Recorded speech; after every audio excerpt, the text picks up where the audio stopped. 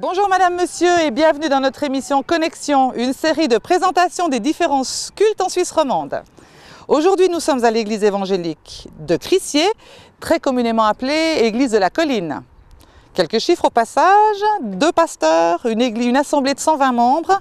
Avec les amis non membres, on estime l'audience dominicale à peu près à 200 personnes. Les jeunes y trouvent leur compte dans toutes les activités proposées, soirée techno, soirée Jules. D'ailleurs, aujourd'hui, le déroulement du culte est entre leurs mains, sous l'égide de Thierry Lescureux. Alors voilà, je vous invite à me suivre dans la chapelle pour cette célébration un peu particulière. Ne soyez pas surpris de la manière dynamique et vivante qu'ont ces jeunes de dire leur foi. Après tout, chacun son style, pourquoi pas. Je vous invite à me suivre, on y va ?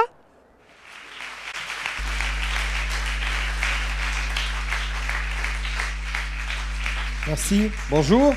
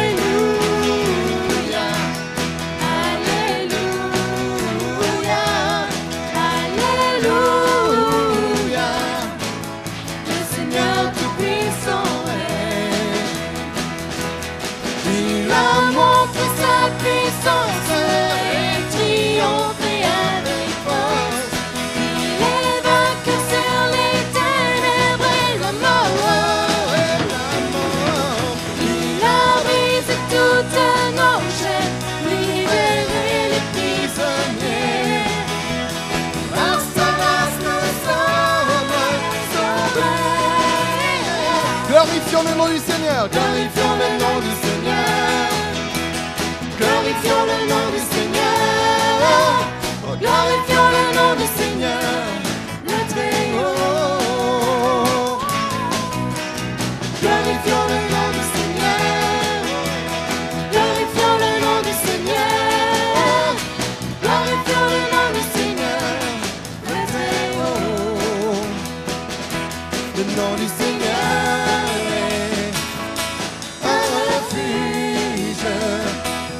Juste un coup dans ces murs pour être sauvé. Le nom du Seigneur est un refuge. Juste un coup dans ces murs pour être sauvé. Alléluia, Alléluia.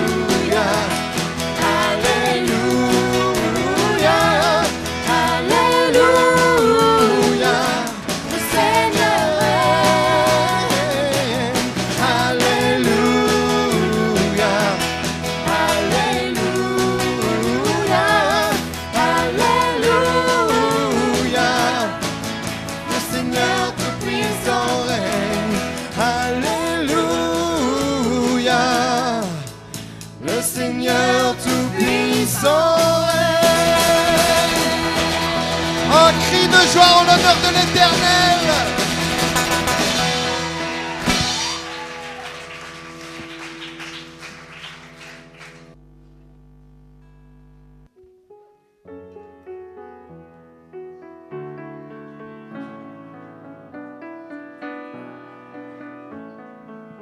Ô Éternel, écoute mon appel, car je t'invoque. Accorde-moi la grâce de me répondre. Je pense à toi. Tu as dit, tournez-vous vers moi. Oui, c'est vers toi que je me tourne. Ô Éternel, ne te détourne pas de moi et ne repousse pas ton serviteur avec colère. Toi qui m'as secouru, ne me délaisse pas, ne m'abandonne pas. Ô Dieu, toi qui es mon sauveur. Si mon père et ma mère devaient m'abandonner, l'Éternel me recueillerait. Enseigne-moi la voie que tu veux que je suive, ô Éternel, et conduis-moi.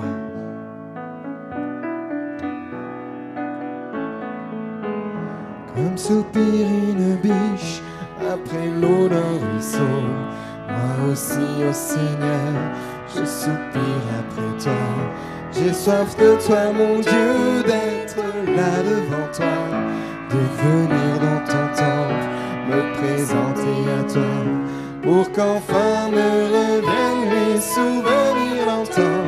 Où heureux je courais vers ta maison. Je voudrais retrouver cet amour et ce feu, encore une fois brûlé, être fou amoureux de toi, attaché à tes pas, vibrer à ta parole et au son de ta voix, pour qu'enfin me reviennent les souvenirs d'antan. Où heureux je courais vers ta maison. Je veux crier à toi, plutôt que de me plaindre, je veux compter sur toi, te louer à nouveau. L'espérance et la joie seront dans ta présence. Je veux crier à toi, mon sauveur et mon Dieu. Montre-moi.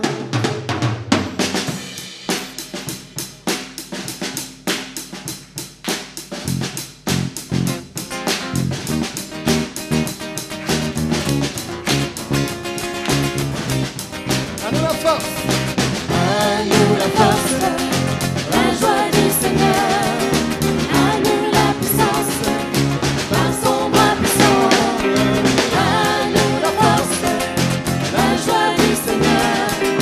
À nous la puissance, par son bras puissant.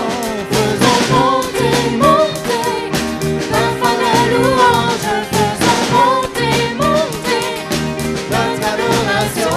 Faisons monter, monter, parfum de louange. Faisons monter, monter, notre adoration.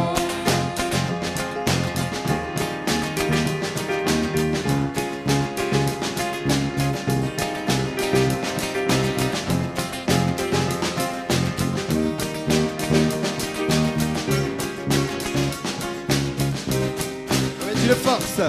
Revêtu de force et entouré de gloire, assis sur le trône, à la droite du Père. Tu es revêtu de force et entouré de gloire, Assis sur le trône, à la droite du Père. oh, faisons Monter, monter, un parfum de louange. Faisons monter, monter, notre adoration. Faisons monter, monter, un parfum de louange. Faisons monter, monter, notre adoration. faisons monter. Faisons monter, monter, un parfum de louange. Faisons monter, monter, notre adoration. Faisons monter, monter, un parfum de louange. Faisons monter, monter, notre adoration. Le message d'aujourd'hui fait référence à un passage dans les évangiles. Mais ce passage, je ne vais pas le lire. Ce passage, je préfère vous le mettre en scène. Évidemment, pour ça, j'ai besoin d'acteurs. Ok. Bon, il faut aussi un décor. Hein. Hop. Alors, on a ici une table, une chaise. Voilà. Voici une colline.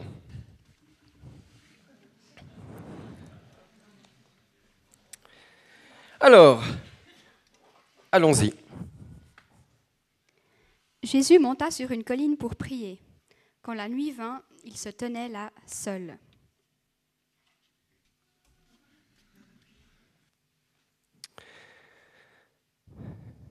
La nuit est en train de tomber. Jésus se retire. Il s'isole. Il s'isole pour prier. Ce que vous ne pouvez pas savoir, c'est qu'auparavant, durant cette même journée, Jésus a guéri beaucoup de malades. Il a été suivi par une grande foule, intriguée par les miracles qu'il faisait. Il a enseigné cette même foule. Il les a nourris. Il a nourri tous ces gens avec 5 pains et 2 poissons.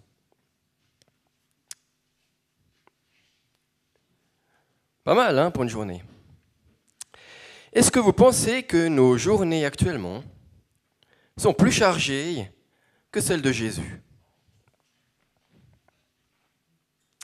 Eh bien, personnellement, je ne le crois pas. Bon, on va déjà voir ce que fait Jésus après une telle journée. Eh bien, Jésus, après une telle journée, il renvoie la foule, car la nuit approchait. Il envoie ses disciples traverser le lac avec une barque. Et puis, le plus important de tout, que fait Jésus encore ? Que fait Jésus encore ?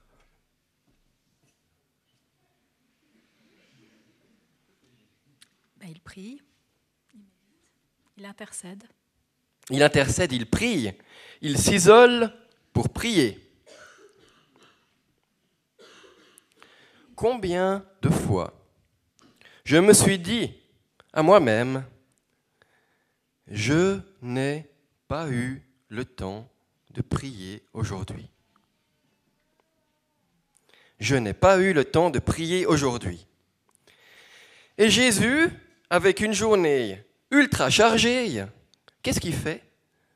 Il se retire le soir venu pour prier. Souvenons-nous que Jésus avait lui aussi des journées très chargées, mais il trouvait toujours du temps pour prier. Je ne me rappelle plus. Alors, j'aurais encore besoin de quelques personnes, notamment de quelqu'un qui jouera le rôle de Pierre. Qui va jouer le rôle de Pierre ? Et puis, il faut 2 autres disciples pour accompagner Pierre sur cette barque. Qui on va choisir ? Je pense qu'il faut changer un petit peu de sexe, là. Hein. On va prendre Vicky et Marie, venez. Voilà.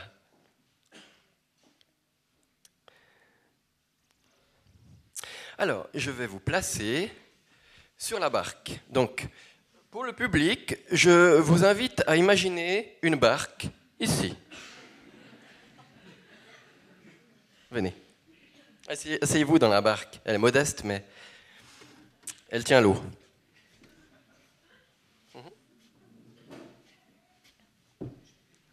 Non, tournez-vous, au fait, parce que vous allez dans cette direction. Voilà. Ok. Et puis, j'ai besoin encore d'une mer agitée avec des vagues. Alors, je demanderai à ces 2 jeunes demoiselles de venir.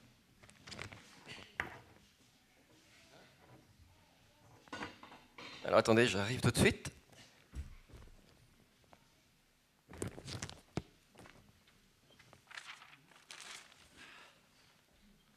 Voilà, vous avez reconnu l'eau, la mer. Voilà, tiens. Voilà.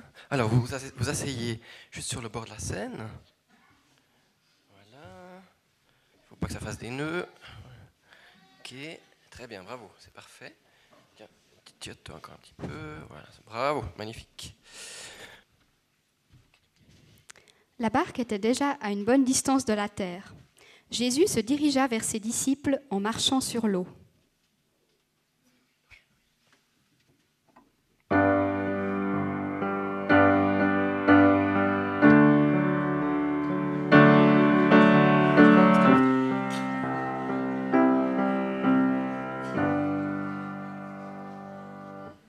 Vous voilà au milieu du lac, sur cette barque.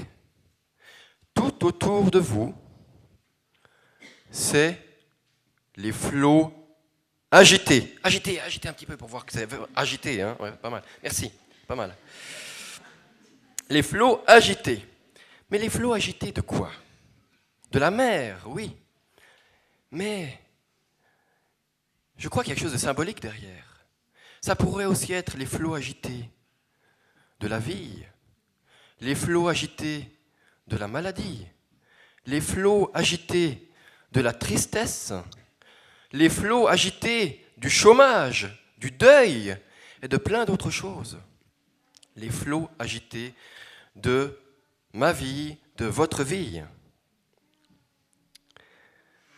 Ce lac, je l'imagine comme les moments difficiles de nos vies. Les moments où, parfois, on se demande, est-ce que la traversée sera encore longue? On se dit peut-être, parfois, à soi-même, dans ces moments, là où je suis, Dieu ne peut pas me rejoindre. Dieu ne peut pas me rejoindre là où je suis. Eh bien, justement, si Jésus nous rejoint, il est là et il nous rejoint. Alors, écoutons sa voix, car en s'approchant de nous, il nous rassure et il nous dit à chacun d'entre nous, n'aie pas peur, c'est moi, tu me reconnais, c'est moi Jésus, je viens à ta rencontre là où tu es.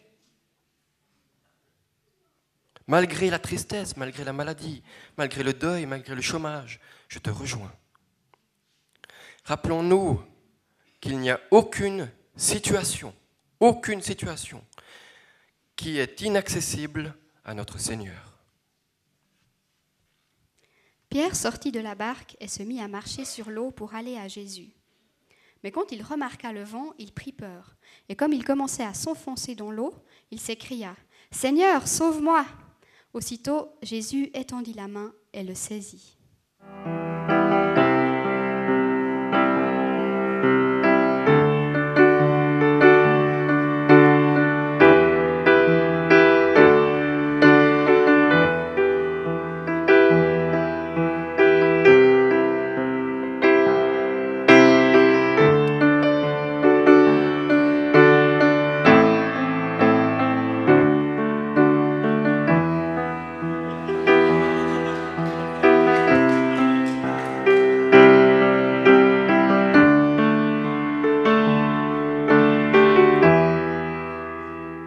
Son regard, vous avez vu son regard?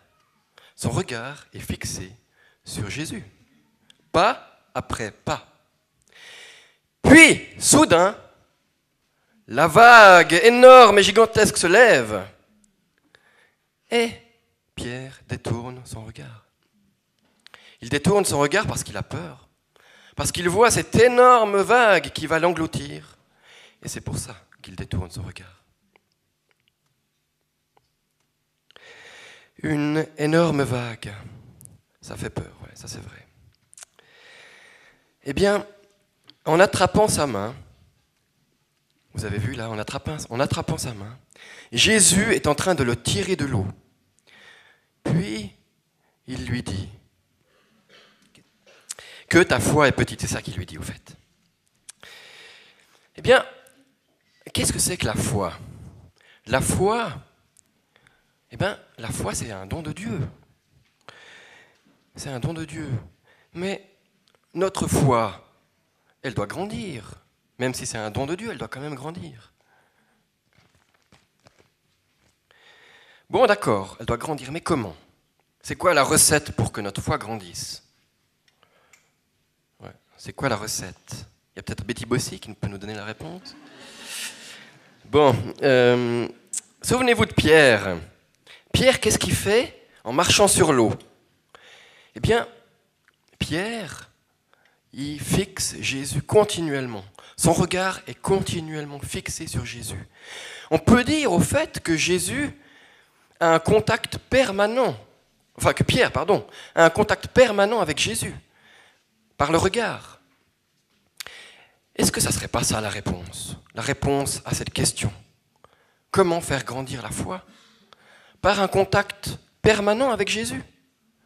Par la prière? Alors, passons du temps avec notre Seigneur. Et nous verrons notre foi grandir, grandir jour après jour.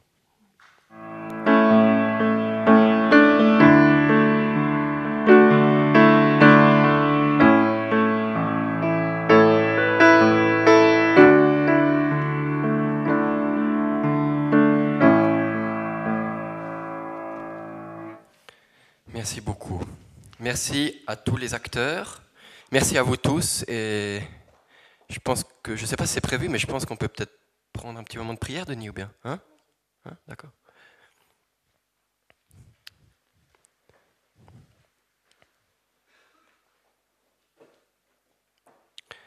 Oui, merci Seigneur.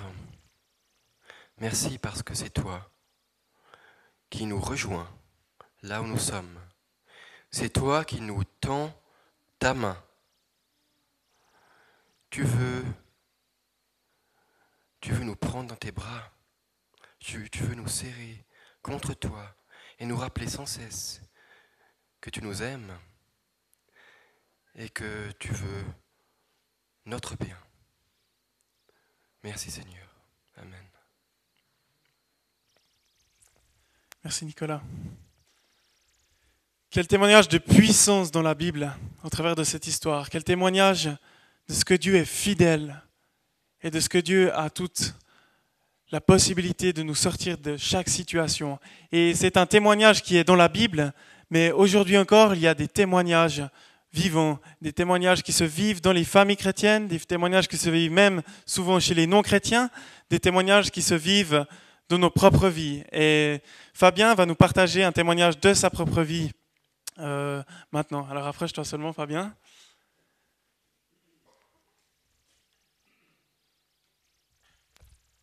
Merci. Voilà, bonjour. Alors simplement, je vais commencer comme ça. Dieu est bon. Et puis, il a choisi dans ma vie, tout d'un coup, à un moment donné, de m'envoyer un témoin.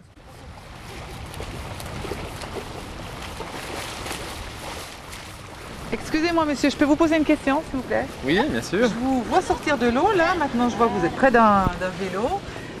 Qu'est-ce que vous faites comme sport? Du triathlon. Triathlon. Oui. C'est-à-dire C'est-à-dire, c'est 3 sports associés les uns après les autres. On va d'abord nager, après on part à vélo, et puis après on a encore de la course à pied.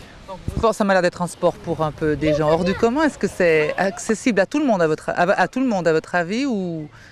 Alors ça devient vraiment accessible pour tout le monde. Les distances, elles varient, c'est-à-dire que les distances nage, vélo et course, elles sont tout à fait variables. Il y a des distances pour les enfants, il y a des distances pour les populaires, il y a des distances classiques, olympiques. Et puis il y a des longues distances où là c'est pour les gens qui ont plus envie de baser ça sur l'endurance et de faire des plus longues distances vraiment. Et dans votre cas, ça donne quoi comme distance? Alors là, je prépare actuellement un Ironman, ce qui veut dire que je dois nager 3,8 km. Il nous a dit que c'est vous qui l'avez amené. Est-ce que vous pouvez nous expliquer un petit peu plus? Effectivement, Faire 180 km à vélo et 42 km à pied, à la suite. Et votre métier vous laisse la possibilité de pratiquer votre sport? Comme je suis enseignant, j'ai quand même des possibilités, des vacances, j'ai des jours quand même de congé pour faire ça, et donc ça me laisse quand même pas mal de temps. Et dites-moi, quand on est comme vous dans un cadre un petit peu particulier, est-ce que vous vous posez quelques questions? Est-ce que vous croyez en Dieu? Oui, bien sûr. Disons que j'ai découvert Dieu il y a quelques années, en partie grâce à ma femme, qui croyait déjà et qui m'a un petit peu montré le chemin grâce à son expérience de vie, son courage dans différentes épreuves. Et puis ça m'a donné envie un peu aussi de me rapprocher de Dieu à ce moment-là. Et puis voilà. Votre mari nous a parlé de sa foi, de sa croyance. Je me suis convertie à l'âge de 15 ans. Et puis là, je m'étais toujours dit, alors vraiment, je veux un mari chrétien. Mais quand j'ai rencontré Fabien, moi j'étais bien éloignée de Dieu.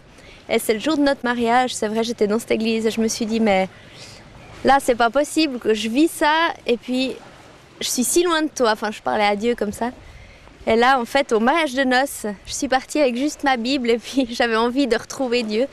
Et là, je me suis toujours demandé ce que Fabien a bien pu penser parce qu'au bord de la piscine, au Martinique, il voit sa femme avec une Bible alors qu'il ne me connaissait pas comme ça. Et puis en fait, pendant l'hiver, comme ça, il a commencé à me poser beaucoup de questions. Et puis on a les deux, on est retournés à l'église ensemble. Et c'est comme ça qu'on... Heureusement, en fait, les deux, on s'est réengagés ensemble. Et comment c'est vécu dans votre entourage, avec vos amis Disons que c'est très bien vécu parce que je les assène pas de questions, je les laisse découvrir petit à petit, mais je leur en parle. Et j'ai l'impression un petit peu que dans le sport, il y a aussi un bon créneau. C'est des gens qui sont relativement ouverts et qui mettent relativement peu d'étiquettes, qui nous permettent de nous exprimer assez facilement. Et puis ils sont aussi en recherche quelque part. Donc. Excusez-moi, messieurs, vous partagez la passion de Fabien. Qu'est-ce que vous pensez de lui, de partager sa foi? Il a partagé sa foi avec vous. Comment vous vivez ça, vous? C'est un peu particulier? Oui, pour ma part, c'était nouveau dans le sens où il m'a appris un peu la chose il y a pas tellement longtemps. Donc on n'a pas vraiment discuté, je dirais, de ce domaine. Je sais pas, maintenant par rapport aux autres. Je crois que chacun, en fait, c'est le plus important. En tout cas, chacun respecte l'autre, en tout cas surtout dans ce milieu-là. Et dans ce milieu-là, le sportif, alors c'est aussi également valable dans le milieu civil, on peut dire, que ce soit au niveau de la religion ou autre, en fait, ou autre, là. Vous disiez partager la foi à autre, le principal c'est que chacun accepte l'autre et puis il accepte comme il aime. C'est un crack, un dur, ou vous êtes tous des durs Dites-moi. C'est assez un barge, quoi. Déjà d'être venu au triathlon et puis d'avoir certains objectifs comme Road cette année. L'année passée, il avait déjà fait un petit numéro en faisant le grand raid en mountain bike. Et cette année, ça a attaqué à l'Ironman, donc on peut dire que c'est un barge. Ouais. Et vous lui trouvez des qualités particulières à Fabien humaines, vous dites, parce qu'il nous a parlé. Peut-être que le sport aussi, et peut-être le triathlon se fait aussi que chacun, que ce soit en compétition, le but en principe, l'idéal c'est de respecter l'autre. Que l'un soit plus faible ou plus fort que l'autre. Alors c'est le cas de Fabien et puis tout le monde, je pense, entre nous. Comme c'est un sport d'endurance, est-ce qu'il vous arrive, quand vous êtes découragé, de prier? C'est clair, je prie très souvent, je prie à chaque sortie à vélo, je prie pour que Dieu nous protège dans nos sorties, donc je prie pour l'équipe, je prie aussi pour qu'ils rencontrent aussi tous mes amis, les gens que je côtoie, etc. Oui, ça m'arrive souvent. Vous qui faites un sport de l'extrême, est-ce que vous pensez qu'il existe une vie après la mort? Il y en a une, c'est justement ce qui m'a aidé dans ma rencontre avec Dieu, c'est que j'avais besoin d'être un peu rassuré, de savoir que la vie ne s'arrêtait pas à la mort et que ça continuait après. C'est ça le message d'espoir.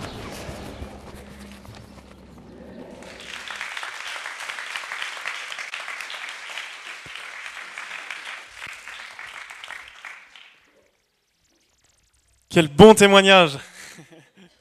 La foi t'a béni, Fabien, aujourd'hui.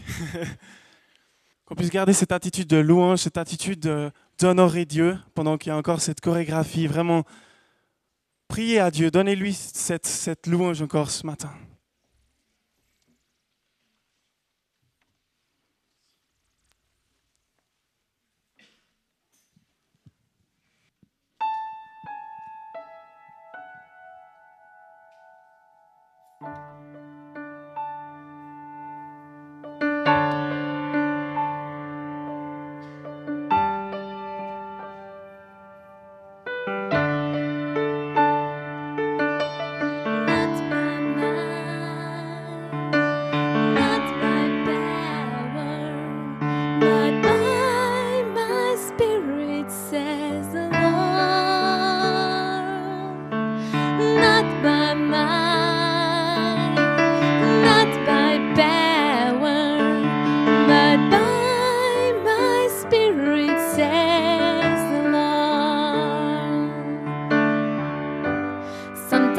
Fears can hide your vision. Loss of purpose change you down.